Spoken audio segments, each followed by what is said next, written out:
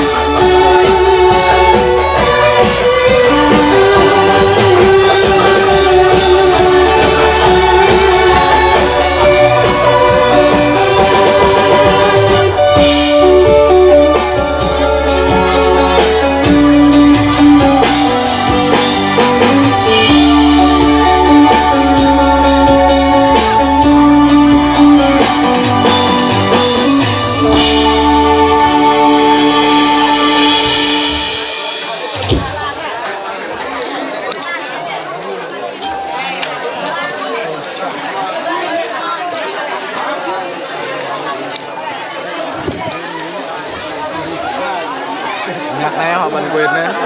Ê, bản quyền chưa? Bản quyền mà.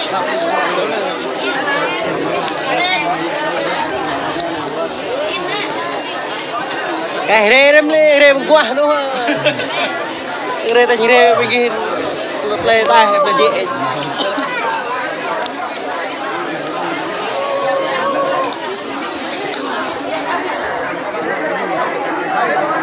bây giờ jemput ini đâu mà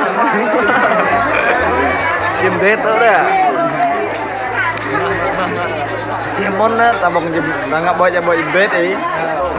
Dơ.